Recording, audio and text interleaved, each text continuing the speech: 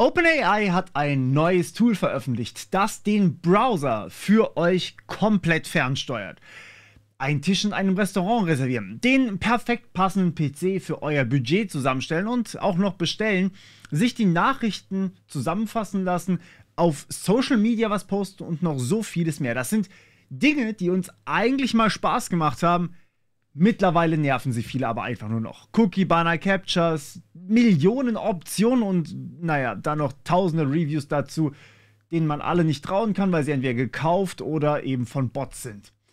Noch mehr News als jemals zuvor, das Internet kotzt an. Ein Problem, das natürlich die Tech-Konzerne uns gebracht haben, weil wir das immer mehr wollten, aber jetzt kommen sie natürlich auch mit der Lösung daher, mit KI-Agenten.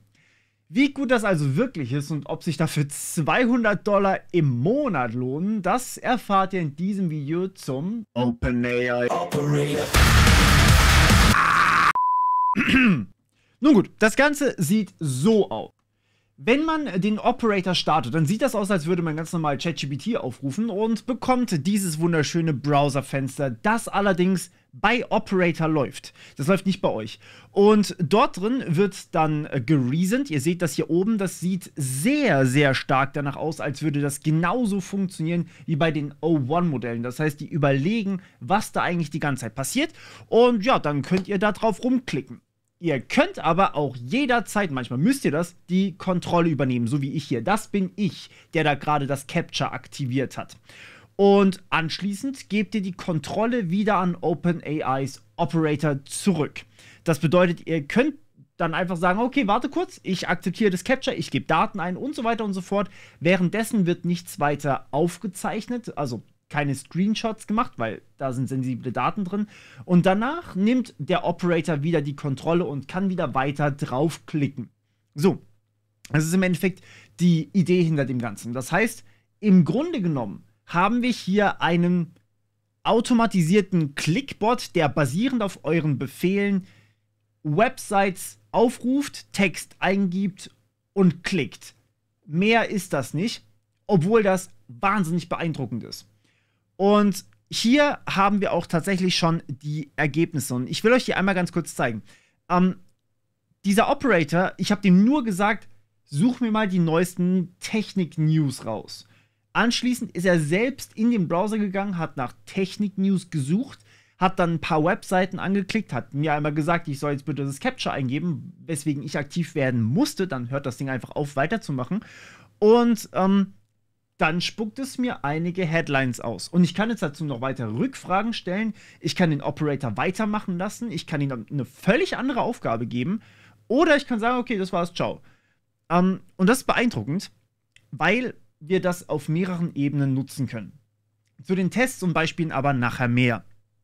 Zunächst ein paar Eckdaten. Aktuell ist das ganze Operator-System nur unter operator.chatgpt.com verfügbar und auch nur für die Pro-Abonnenten.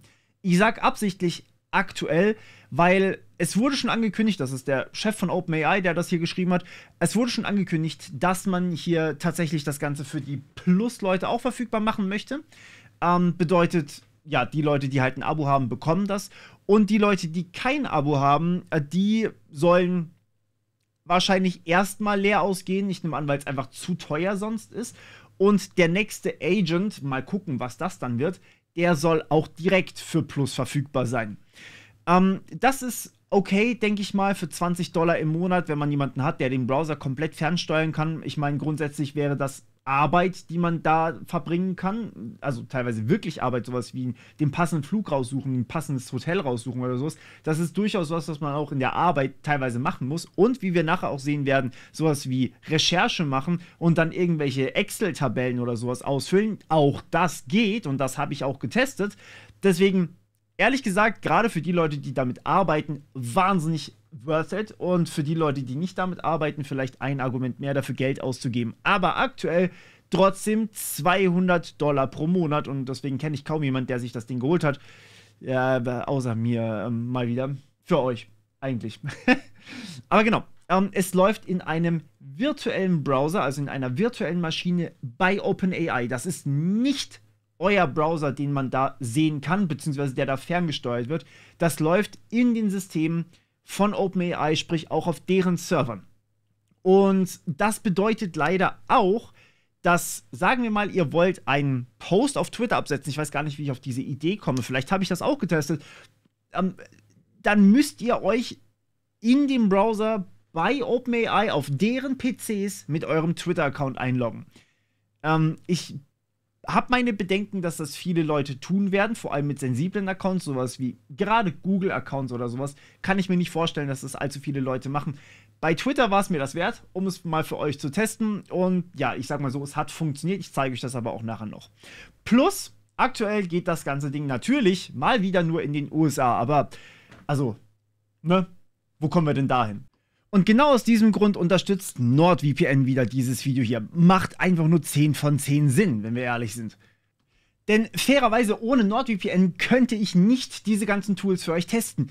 Mittlerweile erscheinen die quasi alle erstmal in den USA und ihr wollt ja trotzdem informiert bleiben. Und ihr wollt sie vielleicht auch schon effektiv benutzen. Und ja, das macht auch einfach Sinn, denn diese Tools sind ja mächtig. Warum dürfen wir die nicht benutzen? Naja, weil sie geoblockt sind. Geoblocking ist eine Sache, bei der schließt man einfach einzelne Standorte, wie zum Beispiel die EU und die Schweiz, aus von den Tools, von der Software. Und das passiert, indem man eure IP-Adresse blockt. Das bedeutet, wenn ich auf eine Website, wie zum Beispiel Operator, zugreifen möchte, dann guckt das System von Operator erstmal nach, hey, wo ist denn der eigentlich gerade her? Das ist was relativ Öffentliches, weil die IPs werden ja öffentlich zugewiesen an meinen Internetanbieter, also Vodafone. Und da steht dann drin, Location Deutschland. Und das ist EU und deswegen bin ich da raus. Weswegen ich dann aber zum Beispiel mir mit NordVPN eine andere IP-Adresse holen kann. Das heißt, man verbindet sich erst mit einem NordVPN-Server und nicht direkt mit den Tools und bekommt eine IP-Adresse von NordVPN zugewiesen. Und ja, dabei habt ihr einiges an Auswahl. All diese ganzen Länder hier sind dabei und all diese ganzen Länder funktionieren wahnsinnig schnell für mich. Deswegen, ich kann einfach mal so eben meinen Standort ändern. Ob in die EU rein, vielleicht ein anderes EU-Land oder auch in die USA rein oder sogar mit Spezialservern wie Onion over VPN. Das ist dann halt tatsächlich VPN und danach das Tor-Netzwerk, was sehr, sehr cool ist tatsächlich, dass man das einfach machen kann. Und ja, auch hier kann man natürlich immer auswählen, möchte man beispielsweise lieber die Niederlande oder die Schweiz auswählen. Alles in allem ein wahnsinnig gutes Tool, einfach um solches Geoblocking zu umgehen. Und by the way, ihr kennt wahrscheinlich das Ganze mit Netflix. Auch da funktioniert das noch immer, dass ihr einfach einen anderen Katalog zur Verfügung habt, wenn ihr woanders einfach gerade dieses Tool verwendet. Ich mag Geoblocking nicht und deswegen mag ich NordVPN. So, jetzt ist das natürlich Werbung und ihr bekommt tatsächlich über diesen Link an der Seite, beziehungsweise den QR-Code, wenn ihr den scannt, ist derselbe Link, bekommt ihr nochmal extra Rabatt und 4 Bonusmonate, also 4 Monate for free VPN. Das ist wirklich, wirklich cool. Und VPN heißt eben, ihr habt Zugriff zu über 7000 Servern. Ihr könnt das installieren auf eurem Smartphone, in eurem Browser, auf eurem Desktop-Rechner, auf eurem anderen Desktop-Rechner. Es ist super, super weit verbreitet und ja, über den Browser kann ich natürlich auch einfach mal sagen, hey, ich möchte nur die Sachen, die ich über den Browser aufrufe, über den VPN laufen lassen. Was super geil ist. Dazu kommt natürlich noch, ihr könnt einen Passwortmanager von Nord bekommen, ihr könnt Tracking-Blocker bekommen und noch so vieles mehr. Dementsprechend, ich finde das Ganze ein super Deal und kann es euch nur empfehlen, also schnappt es euch ganz gerne und ja, nutzt den Link an der Seite hier. Gut, aber wir wollen natürlich auch noch ein bisschen tiefer gehen. Wir wollen nicht nur uns angucken, was es genau tut. Zum Test kommen wir, wie gesagt, nachher. Wir wollen uns auch noch angucken, wie funktioniert das Ganze. Denn GPT-4o war furchtbar im Sagen, wo ich draufklicken soll. Das habe ich auch schon getestet. Es hat nicht funktioniert. Und GPT-o1 kann eigentlich nicht so richtig Bilder erkennen und auch nicht wirklich sagen, wo ihr draufklicken sollt.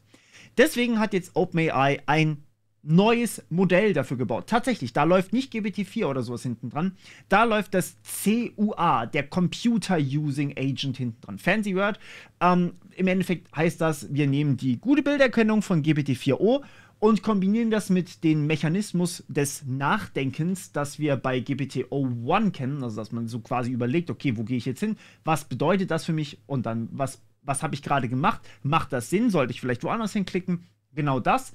Und man gibt aber als Ausgabe nicht einfach nur Text raus, sondern Aktionen. Aktionen wie schreib mit der Tastatur oder klicke mit der Maus mit Rechtsklick oder mit Linksklick dort und dort drauf.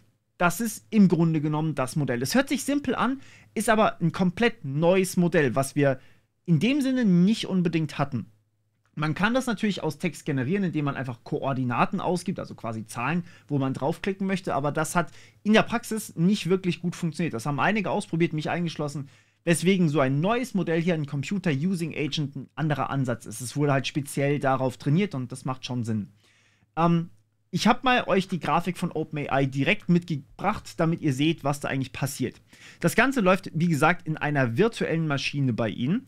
Und man bekommt als Eingabe, oder das Modell bekommt als Eingabe, also das CUA, den Text, den ihr geschrieben habt. Sprich, was ihr eigentlich haben wollt. In meinem Fall recherchiere mal die neuesten Techniknachrichten. Plus, lustigerweise, einfach nur Screenshots der Website. Das heißt, es macht ein Foto von eurer Webseite, von der Website, die es gerade besucht, analysiert dann, okay, wo sollte ich draufklicken, klickt dann da drauf oder gibt eben Text ein und genau das ist die Action. Das ist genau die Action, die wir hier brauchen. Und hier sehen wir sogar, wie diese Action aussehen kann. COT bedeutet Chain of Thought. Das sind genau die Gedanken, die quasi beim Reasoning zum Einsatz kommen. Also wenn das O1-Modell nachdenkt, genauso funktioniert das hier. Und die Action an sich ist dann, klicke auf 300, 200, also sprich, klick da und dahin in dem Bildschirm. Oder tippe zum Beispiel OpenAI. Das war jetzt hier deren Beispiel. Und im Grunde genommen wird dabei dann also verstanden, wie die Website aufgebaut ist. Und das finde ich einen sehr, sehr spannenden Punkt. Weil ich habe teilweise Schwierigkeiten zu verstehen, wie Websites aufgebaut sind, wo ein Button ist, wo manche Optionen versteckt sind. Und lustigerweise konnte ich genau das im Test sehen. Nehmen wir einfach mal meine Website als Beispiel. Ich habe nicht klassische Buttons genommen, damit ihr da direkt draufklicken könnt, sondern im Bereich Social Media habe ich hier wirklich jedes meiner Social Media Portale einfach mal aufgelistet, wo ihr überall mich finden könnt. Und das sind keine klassischen Buttons. Da steht erstmal Text drauf, sie sind größer. Wenn man sie hovert, dann kommt so ein seltsamer Effekt hier und dann ist gleichzeitig noch das Icon drauf. Es ist eigentlich viel zu groß für einen klassischen Button, wenn ihr so wollt. Trotzdem muss diese KI das verstehen. Deswegen habe ich die natürlich auch mal getestet mit, sagen wir mal, nicht ganz so standardkonformen User-Interfaces, also quasi den Oberflächen von Websites, die ihr so kennt. Denn es benutzt ja wirklich die Oberfläche. Es benutzt nicht irgendwie den Quellcode der Webseite oder irgendeine Programmierschnittstelle. Es benutzt die Webseite, so wie ihr sie verwenden würdet. Und das finde ich spannend und hat erstaunlich gut funktioniert, muss ich dazu mal sagen. Dieses erstaunlich gut lässt sich sogar messen. Und es gibt, das ist super geil, es gibt einen Benchmark, wie gut man mit Websites umgehen kann. Es gibt wohl schwerere Websites, um sie zu verstehen, und es gibt leichtere Websites, die man verstehen kann. Manche Websites sind halt natürlich haufenweise in Trainingsdaten drin, deswegen kann auch eine KI und ein Mensch sehr, sehr leicht mit ihnen umgehen, wenn man sie einfach kennt. Und da gibt es Websites, die eher selten sind und vielleicht nicht ganz so gut designt wurden, um das mal nett auszudrücken, wo man dann vielleicht ein bisschen Schwierigkeiten hat. Und siehe da, es gibt bei Computer Use auch das CUA, obwohl wir das noch nicht benutzen können. Operator kann also auch eigentlich direkt mit eurem Betriebssystem umgehen. Das heißt, auf die Windows-Leiste klicken und dann das System zum Beispiel oder ein Programm ausführen. Euren Browser öffnen von selber. Das ist auch vorhanden und möglich theoretisch, geht aber für euch noch nicht und für mich natürlich dann auch nicht, weil es einfach noch nicht freigeschalten wurde. Das Ganze ist eine Research Preview, deswegen, ja, die ist eingeschränkt. Gleichzeitig ist aber hier auch in dem Benchmark drin, wie gut dieses CUA mit dem Browser umgehen kann, beziehungsweise mit einzelnen Websites umgehen kann, Websites finden kann, Websites benutzen kann. Und hier hat das CUA einen Benchmark von 87% beim Web Voyager geschafft. Das bringt mir relativ wenig, weil da haben wir keinen Vergleichswert von Menschen. Allerdings bei Web Arena haben wir einen Vergleichsbenchmark von 58%. Das heißt, das Modell von Operator schafft 58,1% der Webseiten sinnvoll zu bedienen und das sieht man tatsächlich. Aber man muss dazu sagen, dass das Modell auch wieder, also es bricht dann nicht einfach ab, wenn es irgendwas schlecht macht, das wäre sehr übel, weil jeder zweite Klick quasi falsch ist, sondern es geht manchmal einfach wieder zurück und macht dann halt was richtig. Das funktioniert tatsächlich. Und der Mensch, der hier im Vergleich getestet wurde, hat auch nur 78,2%. Sprich, es ist nicht ganz unwahrscheinlich, dass wir innerhalb diesen Jahres sogar noch ein Modell sehen, das wahrscheinlich besser mit Webseiten umgehen kann als ein Mensch. Aber aktuell ist das natürlich noch nicht der Fall. Ich habe hier eigentlich einen relativ schönen Vergleich schon gehört. Und zwar, dass Operator aktuell so ein bisschen auf dem PC oder auf der Webseite rumklickt und schreibt übrigens auch, als wäre es eure Oma oder eure Mutter, je nachdem wie alt ihr seid. In meinem Fall kann ich das mit meiner Mom nicht unbedingt bestätigen, aber ich habe da so jemanden in meinem Blickfeld, der tatsächlich ungefähr in der Geschwindigkeit von Operator das ganze System bedient. Und es ist nicht schnell, okay? Ich habe zum Tisch reservieren, also zum einen Tisch finden mit schwierigen Angaben, habe ich 15 Minuten gebraucht.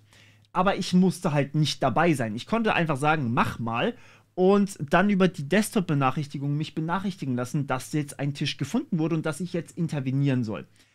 Allerdings gibt es tatsächlich Intervention. So, und damit kommen wir zu meinen Tests. Ich wollte also testen, ist das überhaupt sinnvoll für User in Deutschland? Ich meine, wenn wir hier kein Restaurant reservieren können, bringt uns das herzlich wenig. Und es stellt sich raus, ja, das geht ziemlich gut. Selbst wenn ich danach sage, ich möchte plötzlich nicht mehr in Berlin, sondern in Freiburg, einer völlig anderen Stadt, einfach nach einem Restaurant suchen. Selbst wenn ich dann noch sage, hey, lass mal bitte die Reservierung an einem ganz anderen Tag, wo ganz anders machen. Es dauert wirklich lange, aber er hat was gefunden und hat mich dann durchnavigiert bis zu dem Punkt, wo ich einfach nur noch meine Daten eingeben musste und dann war ich fertig mit der Reservierung.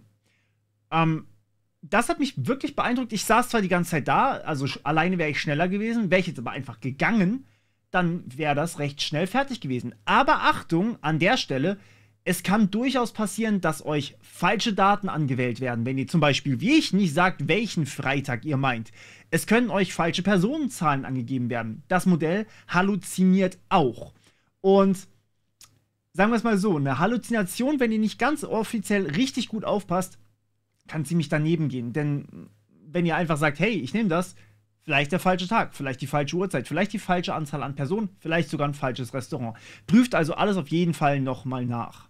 Jetzt wollte ich wissen, funktioniert das eigentlich nur mit US-Webseiten oder kann ich vielleicht da auch eine deutsche Website vernünftig verwenden?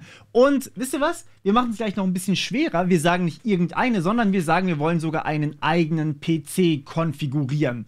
Und zwar das Beste, was man sich irgendwie holen kann. Und dazu habe ich jetzt einfach mal den Konfigurator von Alternate genommen. Das ist eine deutsche Seite, die im englischen Bing nicht wirklich gut aufgetaucht ist, was man auch sehen konnte. Aber trotzdem hat es diese Seite aufgerufen, weil ich sie explizit erwähnt habe, und auch explizit dann die besten der besten Ressourcen, die man so finden konnte, ausgewählt. Wobei ich bei denen nicht ganz happy war. Das muss ich einfach dazu sagen. Als Beste hat das Modell ganz einfach gesagt, jo, okay, das Beste wird wohl das teuerste sein. Und das ist halt nicht immer wahr. Sowohl beim Prozessor als auch bei der Grafikkarte. Vor allem die Grafikkarte habe ich dann immer mal wieder korrigiert.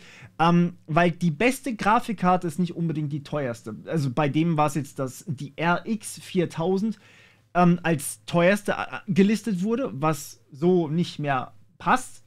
Weswegen ich dann gesagt habe, okay, schau mal hier, du musst jetzt bitte Grafikkarten vergleichen. Und zwar, du nimmst nicht die teuerste, sondern du nimmst die beste nach dem Benchmark. Und dann habe ich ganz speziell nach dem Benchmark gesagt und dann hat es mir quasi hin und her geguckt, okay, welches ist jetzt wirklich die beste gemäß dem Benchmark, die da auch wirklich verfügbar ist. Das war ganz okay gemacht.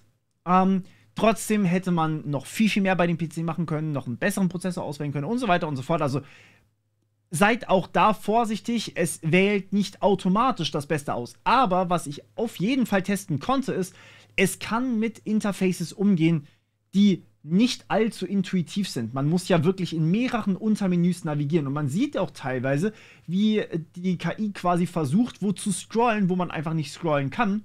Das heißt, sie scrollt die ganze Webseite, dann merkt sie, aha, ich sollte zuerst da drauf klicken und dann kann ich da scrollen. Das fand ich sehr, sehr spannend. Mehrere Male hat sie sich auch verfangen und hat aus Versehen wohin navigiert, wo sie eigentlich nicht hin wollte, ist dann zurückgegangen und hat sich dann wieder gefangen.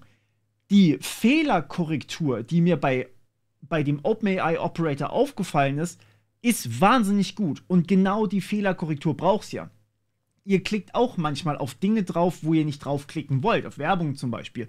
Und anschließend öffnet sich ein neues Fenster. Ihr müsst in der Lage sein, das wieder zuzumachen. Ihr müsst ja auch mit Pop-ups umgehen und so weiter und so fort. Und erstaunlicherweise Was aber erstaunlich gut funktioniert hat, war, wenn ich einfach gesagt habe, hey, du hast 1500 Euro beispielsweise, um einen Rechner zusammenzustellen, bau mir den mal. Das war beeindruckend gut. Schaut selbst. Dafür, dass es das erste seiner Art ist, hat das wirklich gut geklappt. Und fairerweise, es ist benutzbar. Ich kann es verwenden, um Dinge zu tun. Es ist nicht unbenutzbar, also es funktioniert. Aber das ist halt auch schon so ziemlich das Einzige, was ich ihm geben kann. Und als nächstes wollte ich deshalb wissen, kann die KI wirklich erkennen, was da zu sehen ist? Also habe ich gesagt, ey, suche mir einen Mantel raus. Ich hasse Online-Shopping. Ich weiß nicht, wer noch alles, weil die Auswahl viel zu groß ist und ich niemals fertig werde mit allem angucken. Deswegen kann ich meines Wissens nach keine gute Entscheidung treffen. So, das ist meine Grundvoraussetzung. Und deswegen habe ich gesagt, ich will einen grauen Mantel. Es ist kalt draußen und dementsprechend dachte ich, ich impliziere einfach mal, ey, es ist Winter. So, such mir einen Wintermantel. Hat nicht so ganz geklappt, fairerweise. Denn mir wurden mehrfach Trenchcoats vorgeschlagen. Das sind auch Mäntel in dem Sinne, aber halt keine dicken, keine warmen Mäntel. Und das erfüllt halt die Bedingungen nicht. Sprich, was die KI gemacht hat, ist, sie hat sehr, sehr gut die Filter eingestellt. Sie hat sehr, sehr gut die Webseite, Zalando in dem Fall, navigiert. Aber mir nicht das rausgepickt, was für mich gepasst hätte. Und deswegen macht es die so ein bisschen weniger gut benutzbar, weil sie kann nicht wirklich erkennen, was ihr da macht. Ich vermute, dass das noch ein Feature ist, was bald kommt, aber... Und ja, selbst wenn man, was ich mir sehr, sehr schwer vorstelle, sich eine Ferienwohnung kaufen möchte mit einem gewissen Budget an einem gewissen Ort oder in einem gewissen Land, auch das war möglich. Und damit kommen wir so ein bisschen zu den unerfreulicheren Use Cases, die vielleicht dem einen oder anderen schon aufgefallen sein könnten.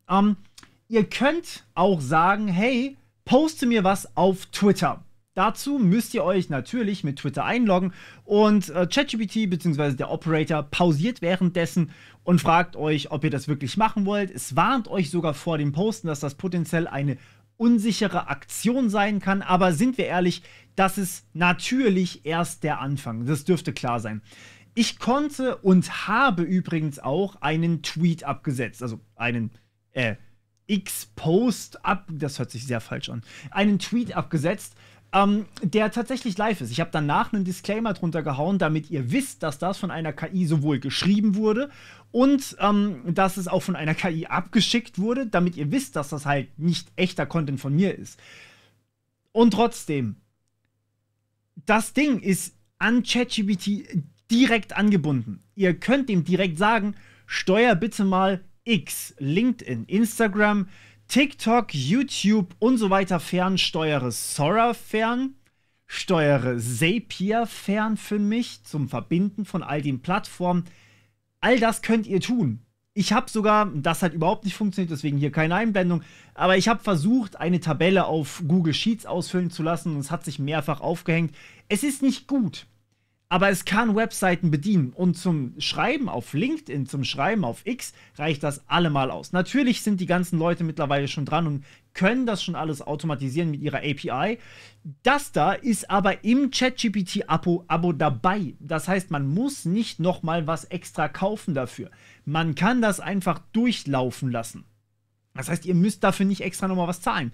Und selbstverständlich werden Menschen das benutzen, um Social Media, um andere Plattformen zu fluten mit Content. Wirklich zu fluten. Und das hier läuft jetzt gerade übrigens in Echtzeit. Ich habe das in 3 Minuten geschafft, plus einloggen, das habe ich rausgeschnitten.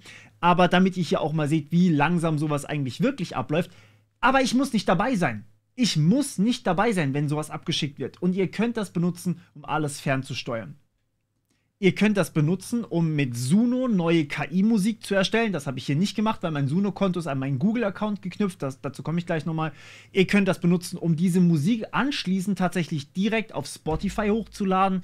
Ihr könnt das benutzen, um mit Sora Videos zu generieren und auf YouTube zu fluten. Ihr könnt das benutzen, wenn es dann wirklich mal, und das haben wir gesehen, das kann es eigentlich auch schon, wenn es dann mal fertig ist, könnt ihr das auf dem PC in einer echten virtuellen Maschine verwenden.